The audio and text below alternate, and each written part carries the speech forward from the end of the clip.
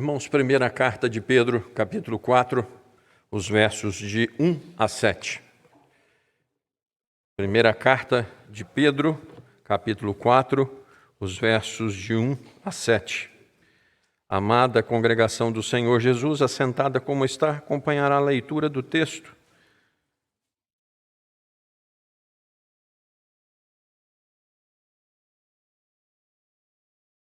Primeira de Pedro, capítulo 4, versos de 1 a 7, quando diz assim: Ora, tendo Cristo sofrido na carne, armai-vos também vós do mesmo pensamento, pois aquele que sofreu na carne deixou o pecado, para que no tempo que vos resta na carne, já não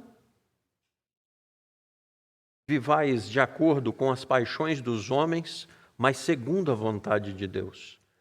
Porque basta o tempo decorrido para terdes executado a vontade dos gentios, tendo andado em dissoluções, concupiscências, borracheiras, orgias, bebedices e em detestáveis idolatrias. Por isso, difamando-vos, estranham que não concorrais com eles ao mesmo excesso de devassidão, os quais hão de prestar conta àquele que é competente para julgar vivos e mortos. Pois para este fim foi o evangelho pregado também a mortos, para que mesmo julgados na carne, segundo os homens, vivam no espírito segundo Deus. Ora, o fim de todas as coisas está próximo. Sede, portanto, criteriosos, sóbrios a bem das vossas orações. Amado Deus, é domingo à noite e a igreja tem se secularizado, nós não temos visto poder operando na igreja, mas nessa igreja nós temos visto a conversão, nós temos visto a libertação, nós temos visto, ó Deus, coisas extraordinárias. Só tem uma coisa: nós queremos mais. Nós queremos que o Senhor venha sobre nós e nos visite nessa noite. Que o Senhor nos encha do Teu poder, da Tua graça, que o Senhor nos fale de uma forma tão indubitável que nós saibamos que o Criador do Universo esteve aqui e falou conosco. Amado Deus, conserta a nossa vida, dá rumo à nossa vida, dá-nos poder e autoridade para resolvermos aquilo que agrada o Teu reino. Conserta a nossa casa, nos dá almas, ó Deus, nos dá a nossa vizinhança, Pai. Ah, Deus! Belo Horizonte pode ter jogo de futebol com plateia. Belo Horizonte pode ter evento com música, com bebida, com muita gente. Mas as igrejas em Belo Horizonte estão cerceadas de um pequeno grupo. E existe um que move o coração do rei. Nós estamos entregando Calil nas tuas mãos. Nós estamos lhe pedindo que o Senhor trate com esse homem ao bem da tua igreja. E nós oramos, ó Deus, e vamos ficar esperando em nome de Jesus. Amém. Irmão, você já correu para o banco antes de fechar para evitar uma multa? Claro. Você já se apressou para conseguir comprar alguma coisa no último dia de uma promoção? Claro. Você já correu para atravessar uma rua porque viu um caminhão carregado do outro lado? Claro. Então você concorda que para algumas situações existem urgências? Você concorda, não concorda? Então essa é a primeira premissa. Algumas situações exigem urgência. E rápido, faça. Na sua responsabilidade, em algumas situações, exigem-se atos urgentes. Agora, um outro ponto. Você sabe como é que Deus conhece o que é errado? Você sabe como Deus conhece o que é errado? Pelo seguinte: no mundo há 3 tipos de homens: aos homens sábios, aos homens experientes e aos homens estúpidos.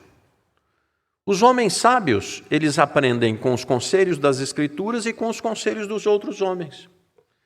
Os homens experientes, eles aprendem com seus próprios erros. E os homens estúpidos não aprendem. Eles continuam insistindo, fazendo a mesma coisa para poder se ver se fazendo a mesma coisa um dia dá certo. Isso se chama estupidez. Bom, você se lembra quando sua mãe falava assim: não brinca com fósforo? Você lembra, né? E aí você decidiu roubar uma caixinha de fósforo. E aí você riscou o primeiro fósforo. E você já não era grande coisa nessa coisa de riscar fósforo. E aí o fósforo agarrou na caixinha e agarrou no seu dedo. Um monte de gente passou por isso aqui. Doeu demais, não doeu? Pois é. Então, a partir dali, você se tornou experiente. Pelo menos aprender a riscar fósforo, você aprendeu. Porque dói demais da conta. Irmãos, Deus não pode ser experiente. Porque Deus não pode fazer errado. Então, Deus conhece as coisas, não é porque Ele fez e deu errado, e Ele fala assim: não, isso aqui eu não posso fazer porque está errado. Deus conhece as coisas por contraste. Deus é justo e é perfeito. Ele é perfeito porque é justo e é justo porque é perfeito. De forma o seguinte: aquilo que está fora dele está errado. Então, quando Deus vê alguma coisa que está fora dele, certamente isso está errado. Essa é a segunda premissa. Reflita: tudo que é santo provém do Pai das luzes. Nós lemos isso. Evangelho 3 vezes perfeito de João, nós lemos. E o Senhor é todo puro e todo santo. Tudo ao seu redor é imperfeito, mas Ele é perfeito. Essa é a segunda premissa. Tudo que é puro e santo provém de Deus. Assim, nós estabelecemos 2 premissas. Diante de um fim próximo, seja contrastante como Cristo. É o que eu quero lhe chamar. Estabelecemos 2 premissas. Primeiro, haja com urgência, em alguns casos, e Deus conhece por contraste. Então, diante de um fim próximo, seja contrastante como alguém de Cristo. E, enquanto houver vida, menos carne e mais santidade. Versos 1 e 2. Você pode ler comigo, por favor? Capítulo 4, versos 1 e 2, leiamos. Ora, tendo Cristo sofrido na carne, armai-vos tanto vós...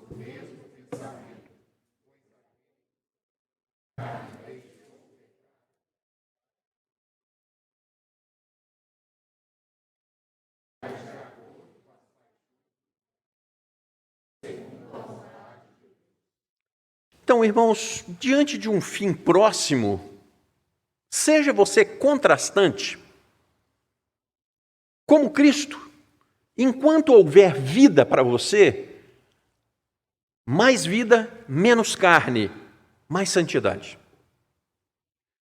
Queridos, o ora do verso de número 1, ele também está no 3,13 e no 4,7. E o ora significa, portanto, uma vez que, tendo o apóstolo dado as bases doutrinárias agora, ele chama para a prática. Olha, façam assim, assim, assim, assim, ora. Então, primeiro, irmãos, Deus é maravilhoso. Ele dá as bases do conhecimento. Está aqui o conhecimento. E agora ele diz assim: aplique o conhecimento. Muito bem. As Escrituras são realmente um manual para a praxis. E a praxis doutrinária amparada no exemplo de Cristo Jesus. Quando você tiver qualquer dúvida, faça a pergunta: o Senhor Jesus agiria assim? Simples assim. Simples, simples. Irmãos, porque Jesus sempre acertou como homem. Você já se fez essa pergunta? Como é que Jesus sempre acertou como homem? Lembrem-se, as Escrituras respondem às Escrituras. E aí no final do verso de número 2, segundo a vontade de Deus, então Cristo sempre acertou a vontade do Pai, porque Cristo sempre quis a vontade de Deus. E nós lemos hoje, na liturgia, nós lemos quando o ex-cego disse assim: olha, não é verdade que quando alguém faz a vontade de Deus, Deus atende essa pessoa? Está no texto que nós lemos. O homem que teme a Deus tem algo diferente com Deus. Irmãos queridos, segundo a vontade de Deus, o Cristo cumpriu porque a lei é a vontade expressa de Deus. O que Deus quer? Está aqui. Obediência às Escrituras, a vontade revelada. É isso que Deus quer. Diante disso, qual é a nossa meta? O que eu devo fazer? Dica: o Senhor Jesus nos ensinou a orar dizendo assim: Pai nosso que estais no céu, santificado seja o teu nome, venha o teu reino, seja feita. Irmãos, essa semana nós estivemos meditando de novo no Salmo 139. Sonda-me, ó Deus, vê se há em mim algum caminho mau e guia-me pelo caminho eterno. Senhor, não me deixa entrar numa de ir contra a tua vontade, porque se eu entrar numa de ir contra a vontade de Deus, eu vou me machucar muito. Eu tenho faculdade de inteligência de dizer o seguinte: Deus, por favor, torna a minha vontade concorde à tua, paralela à tua. Me ajuda, Senhor, a querer aquilo que o Senhor quer. Me ajuda, Senhor. Me ajuda. Irmãos, a melhor coisa seria se nós encaixássemos a nossa vontade perfeitamente na vontade de Deus e pegássemos uma carona, encaixássemos e sempre em frente, na vontade de Deus. Que coisa espetacular! O mesmo trajeto. Por favor, ouçam o Salmo 119. Ouçam. Verso 33, 4 e 5, 6. Diz assim: Ensina-me, Senhor, o caminho dos teus decretos e o seguirei até o fim. Dá-me entendimento e guardarei a tua lei de todo o coração e a cumprirei. Guia-me pela vereda dos teus mandamentos, pois nela me comprazo. Inclina-me o coração aos teus testemunhos e não a cobiça.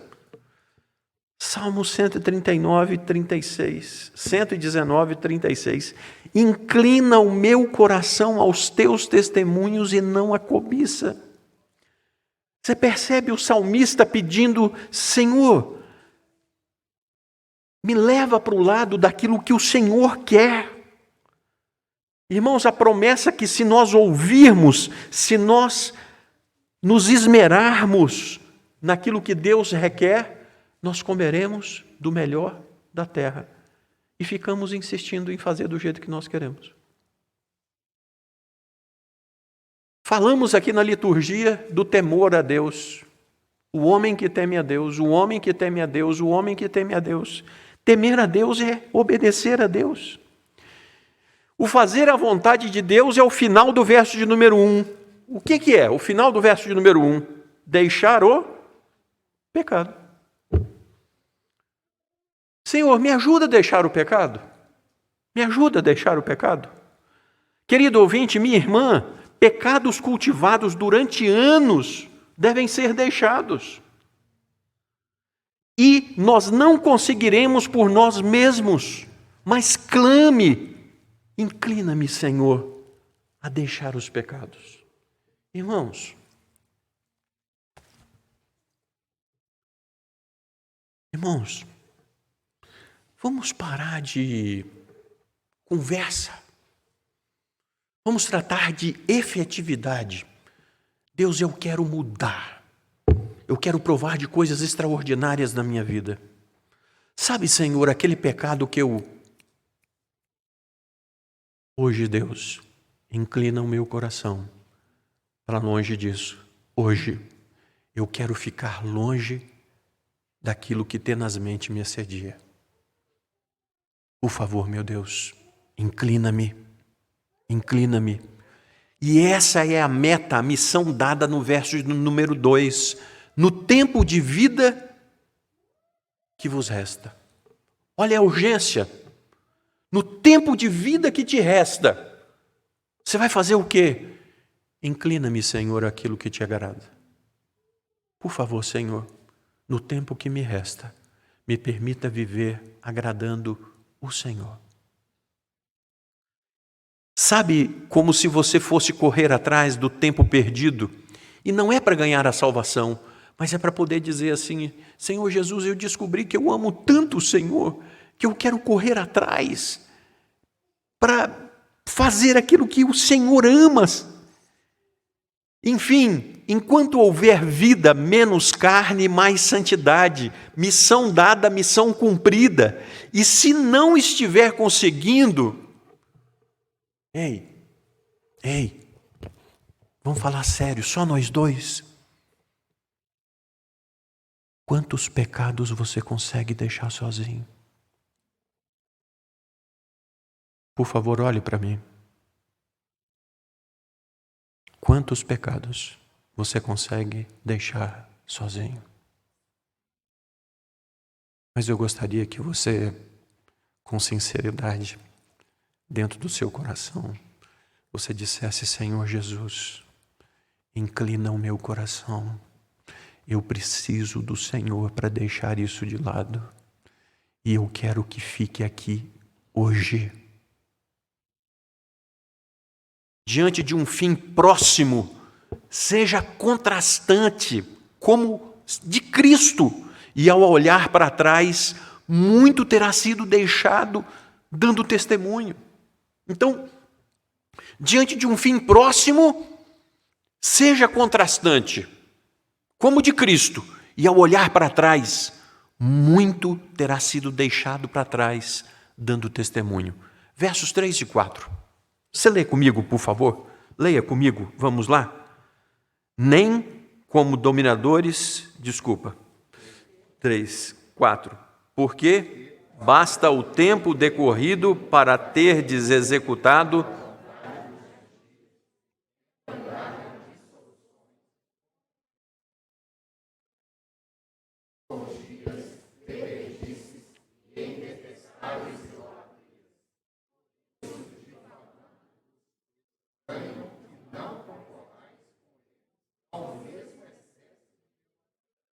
até aí. Eu confesso, irmãos, que esses versos me foram um dos mais reconfortantes nos últimos tempos de estudo das Escrituras. Confesso. A missão de santidade foi dada a partir de serem feitos cristãos. Igreja, vocês foram feitos cristãos. Então, a partir de agora, as pessoas que andavam com vocês, elas vão olhar para vocês e vão falar assim: e aí? Caiu do berço? E aí? O que aconteceu? Quem mudou sua cabeça? O que aconteceu? Por favor, no verso de número 3, basta, chega do comportamento que vocês tinham: libertinagem, sensualidade, bebedeiras, orgias, farras, idolatrias nojentas. Irmãos, o problema é que as festas dos cristãos, elas são piores do que dos outros. O problema é que as festas dos cristãos, o sujeito cai escornado de bêbado no meio da rua como os outros. Como é que é? Não, o apóstolo Pedro está falando o seguinte: olha, vamos fazer o seguinte, basta. A partir de agora é o comportamento santo. Vocês que se envolviam nisso, a partir de agora é assim. E o mais maravilhoso e o mais tremendo, irmãos, é o verso de número 4. E o verso de número 4 é dito assim: por isso, difamando-vos, estranham que não concorrais com eles ao mesmo excesso de devassidão. Sabe os antigos colegas da farra? Sabe os antigos colegas da farra, do boteco de sexta-feira à noite? Os seus antigos colegas de farra acham estranho o seu novo modo de agir. E aí? Vão para o bar lá com a gente? Não, hoje eu não vou não. Como é que é? Ué, não é homem mais não? O que está acontecendo? E aí você vai dizer o seguinte: existe uma pessoa nova na minha vida. Ah, mulher está mandando em você. Não, é o Senhor Jesus. É o Senhor Jesus. Queridos, as igrejas estão sofrendo e nem assim os crentes voltam ao copo, às baladas, ao funk, às drogas, à pornografia. A igreja pode sofrer, irmãos, mas aqueles que são crentes não voltam à lama, não voltam à porcaria. Um dos piores sofrimentos é o psicológico. Alguém que é colocado como estranho, alheio, impossível de ser do grupo e se sente rejeitado. Isso dói demais. E é exatamente o que os ímpios fazem, testemunhando do novo comportamento que acontece com o cristão. Por favor, olhe no verso de número 4, olha aí. Difamando-vos, porque não andam mais como eles em devassidão. É mais fácil para eles falar o seguinte: olha, virou, você sabe, virou, né? Porque ele não anda mais em devassidão conosco. Agora é uma pessoa diferente.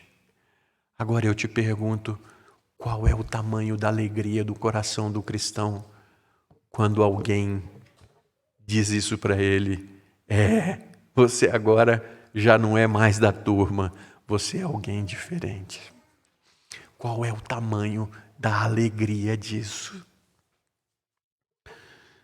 Será que aqueles que recebem nomes de puritanos, camisolões, não homens, e o quanto isso é glorioso, sofrer por amor a Cristo? Irmão, a alegria indizível lhe invade a alma. O que deixou para trás hoje, o seu comportamento, contrasta com um testemunho inconteste. Não quero mais, não. Não, dá um tapa aí. Dá um tapa aí. Não, eu não quero mais, não. Como é que é? Você que puxava umzinho conosco? Eu não quero mais. Como? Existe um Cristo reinando na minha vida e me transformando. Essa é uma igreja que nasce de novo, irmãos. Essa não é uma igreja que continua sendo do jeito que era. Essa é uma igreja que tem poder e autoridade para poder dizer: olhe o que Cristo está fazendo na minha vida. Irmãos, encontrei com um rapaz na descida do EPA. Moço, o senhor me dá um pacote de alguma coisa lá? Eu estou com fome, eu preciso levar para casa. Aí eu passei por ele, sentei no carro, abri a carteira, peguei R$5, estendi a mão atrás, peguei uma Bíblia, levei para ele e perguntei assim: qual o seu nome? Igor, moço. Igor, está aqui, R$5 para você comprar o que você precisar. Mas está aqui o que pode mudar a sua vida. Você vai para um canto e você vai ler o Evangelho de João, e você vai pedir a esse Cristo que transforme a sua vida. Irmãos, em Vitória, nós tínhamos um presbítero Edson. Ele era regente do coral, viu, dona Lenice? Regente do coral. E o seu Edson veio de São Paulo. E lá em São Paulo, no viaduto do Chá, as pessoas ficavam lá porque pulavam e embaixo as 4 pistas, né? O carro passava em cima. E aí, um monte de gente, né? Seu Edson chegou e começou a pregar o Evangelho. Ó, Deus me mandou vir aqui para pregar o Evangelho para você que está sem esperança nenhuma para a vida. Deus me mandou vir aqui pregar porque Ele vai fazer novidade em você e na sua casa. E é para você crer que hoje a sua vida muda. E aí aquele homem falou assim, alguém contou minha vida para esse homem. Agora, se esse homem falar o meu nome, eu vou saber que Deus mandou. Aí o seu Edson começou de lá, ó, você que chama Geraldo, Natanael, Felipe, o que for. Não, então Deus está falando comigo mesmo. E seu Edson não era um bom presbiteriano, não. Ele fez o apelo. Ele fez o apelo e o homem foi para frente. E o homem aceitou Jesus. Deu 11 horas, o marido estava em casa. A mulher olhou e falou assim, uai, não vai procurar emprego mais hoje, não? Não, hoje eu não vou procurar, não. Hoje eu vou dormir o resto da tarde. Como é que é? Hoje eu vou, porque aconteceu alguma coisa na minha vida hoje que me transformou. Eu ouvi falar de um Cristo que entrou na minha vida e fez isso, e eu acreditei. A mulher olhou para ele e falou assim, essa deve ter sido da boa, né? No outro dia de manhã cedo, chegam 2 homens. Alô, aqui é a casa do fulano de tal? Debaixo de um viaduto. Sim, sou eu mesmo. O senhor que teve encontro com Cristo ontem? Fui eu mesmo. Nós somos da igreja presbiteriana, a uns quarteirões daqui. Nós viemos levar o senhor e a família para morar na casa do zelador. O senhor tomar conta da igreja para nós. Irmãos, nós continuamos crendo num Deus que faz coisas impossíveis. Nós continuamos crendo num Deus que arranca o drogado do inferno. Nós cremos num Deus que continua refazendo casamentos, reconciliando pais com os filhos. Então, por favor, creia. Quando as pessoas olharem para você, uai, mas você, lá no passado, você era a pessoa que fazia isso assim, assado, assim. E hoje? Hoje não faço mais nada disso. Mas o que aconteceu? Virou crente? Exatamente. Virei crente. Irmãos, por favor, um dos grandes desafios é deixar toda a velha vida para trás. Toda a velha vida para trás. Eu quero ser, Senhor amado, como um vaso nas mãos do oleiro. Quebra, Senhor, faz de novo. E o último ponto, irmãos, tudo fica para trás, eu considero como refúgio diante de um fim próximo, seja contrastante como o de Cristo, e tenha a certeza da justiça dele no dia do julgamento. Versos 5, 6 e 7. Vamos ler juntos? 5, 6 e 7. Vamos lá. Os quais...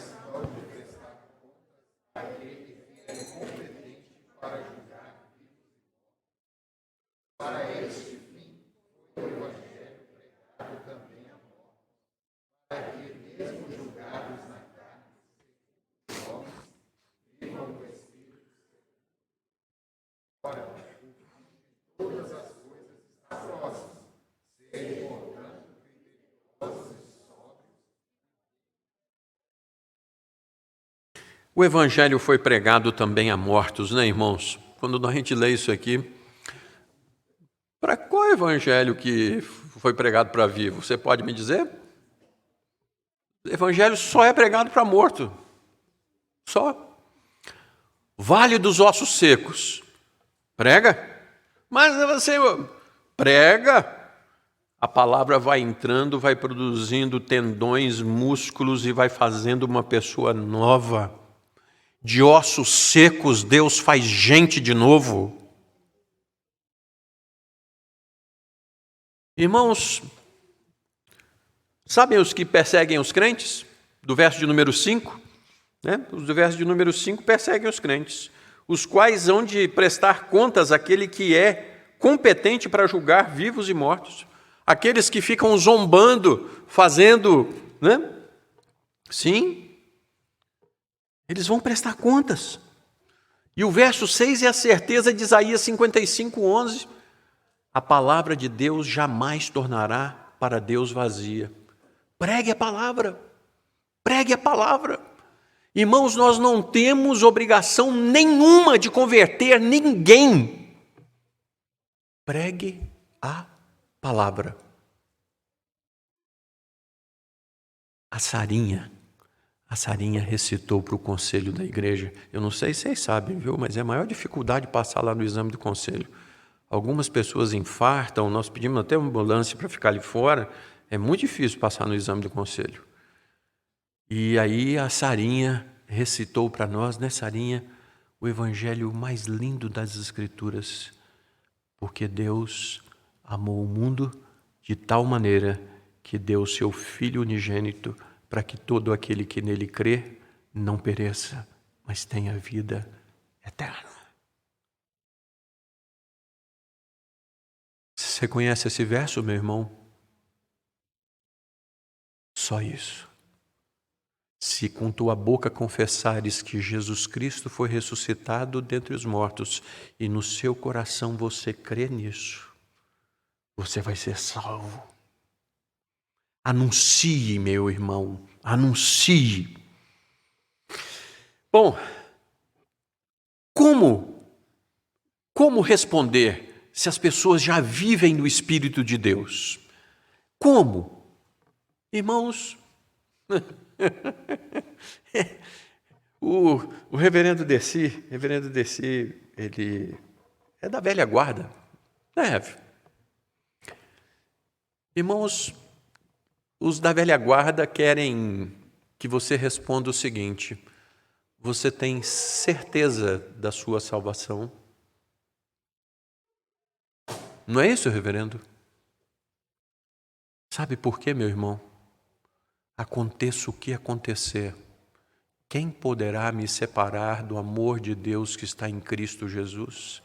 Será altura, profundidade, coisa do presente, do porvir, qualquer outra criatura, nada poderá me separar do amor de Deus. Nada.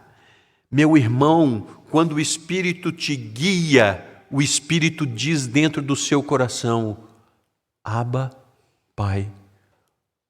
Ah, mas eu não presto. Ah, mas eu acabei de fazer errado. Mas é filho. Aí, mas é filho. Mas eu não tenho valor. Mas você foi escolhido. E aí? Então, o juízo é certeiro e iminente. O fim de todas as coisas estão próximos. Verso de número 7. Olha só. O fim de todas as coisas estão próximos. É mais fácil tentar que Deus não exista, irmãos, do que admitir que Deus existe. Essa é a figura do ateu. É fácil, né? O ateu falar assim: ah, mas Deus não existe. Porque se ele falar que existe, ele vai ter que se submeter a ele. Quantos cristãos, como no verso 3:7, Pedro fala de ações a bem das orações para que elas não sejam interrompidas. Então, irmãos, por favor, irmãos, eu vou ler.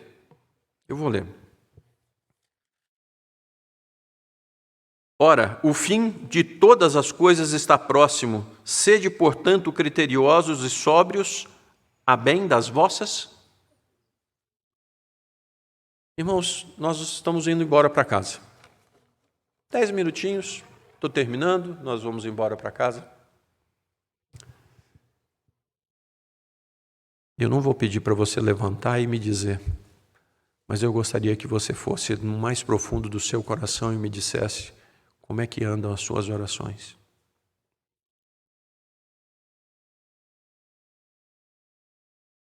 Você tem orado, meu irmão, e você sabe que Deus tem ouvido?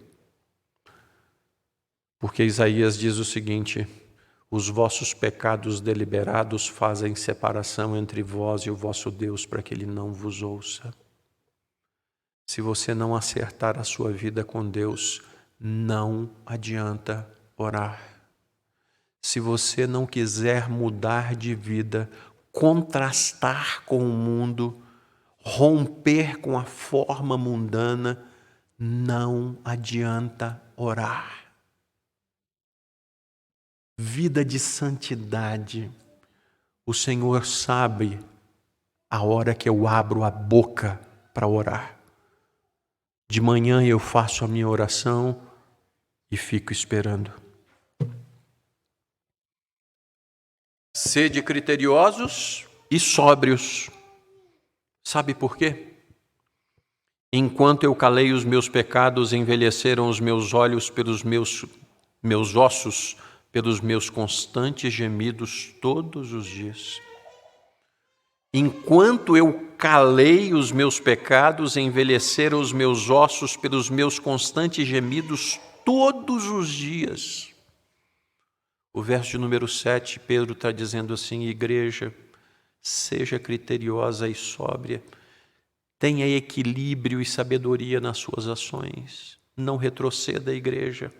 Você que é crente, você tem certeza do julgamento de Cristo, tem sido transformado no seu equilíbrio de sabedoria para tocar as coisas. Irmãos, eu quero concluir aqui. Nós estamos diante de um fim próximo, irmãos. O presbítero Ricardo orou: Senhor, nós não sabemos como é que vai essa doença. A variante Delta já fez os Estados Unidos e a Europa ligarem um alerta, irmãos. A variante Delta está contaminando todas as pessoas que já tomaram a vacina. E aí, irmãos? Isso vai acabar quando? Vai acabar quando? Não é, irmãos? Tá bom. Então, diante de um fim próximo, enquanto houver vida, Senhor, menos carne, mais santidade na minha vida.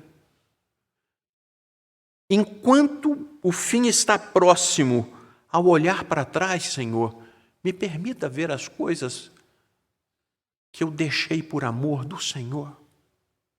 Ao olhar para trás, Senhor, diante de um fim próximo, sobretudo, me permita olhar para o dia do julgamento, que eu encararei o Senhor. Irmãos, eu fico pensando naquele último dia de viagem de férias. Você lembra do último dia de viagem de férias? Você costuma fazer um monte de bobagem. E normalmente tosta todo, né? Tem que usar 5 tubos de Caladril para poder conseguir dormir à noite. De tanto que ficou no sol. É o último dia para aproveitar as férias. Irmãos, nós devemos aproveitar. Vai acabar. Vai acabar. Eu lembro do último pedacinho, sabe, da colherada da deliciosa sobremesa que a Elaine fez. E eu coloquei na boca e deixei derreter devagarzinho. Estava bom. Mas vai acabar, irmãos. Vai acabar. Ou nós apertamos o passo para pegar o ônibus, o trem, o avião, ou nós vamos perdê-lo. Queridos ouvintes, é notório que nós estamos preocupados com alguns fins. Alguns. Fim da compra. Teve resposta aí? Fim da compra, finalizado? Opa, vai vir. Fim do orçamento. Opa, eu vou conseguir pagar. Só você com Deus. Só você com Deus. Você acredita mesmo no fim com o julgamento final? Irmãos, eu vou apelar. O quanto você acredita em julgamento final? Aí alguém pode estar falando assim, pastor, o senhor está brincando.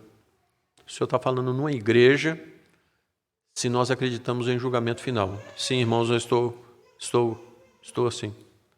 Estou sim. Irmãos, nós temos vivido a possibilidade de nos encontrarmos com Cristo todo o tempo. E com toda a verdade, depois de toda a doutrina que nós temos recebido, qual é a prática que nós temos vivido como se o Senhor Jesus vindo, ou você indo encontrar-se com Ele de verdade, o fim de todas as coisas estivesse próximo? Então é o seguinte, irmãos, vamos parar tudo e eu vou repetir a pergunta. Com toda a doutrina que essa igreja tem dado, que nós temos vivido, o quanto você tem se preocupado com o Senhor Jesus vindo ou você indo se encontrar com Ele como se o fim estivesse próximo?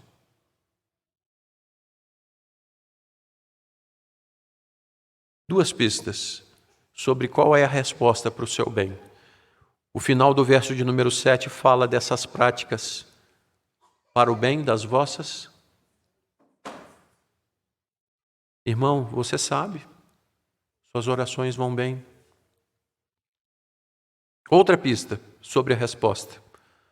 Richard Sybels, Deus cuida de nós e purifica-nos e continua a sua obra em nós até levar-nos ao fim da sua promessa. Deus está te levando aonde Ele quer e Ele vai levar. Se sua vida não está sendo transformada, se na sua vida não existe desejo de purificação, você não tem sido sábio nem experiente, mas tolo. Você está tentando negar como se nunca houvesse fim para a prestação de contas. E você sabe que há. Você foi lembrado de forma veemente hoje. Existe prestação de contas. Pense nisso. Pense nisso. Vamos ficar de pé.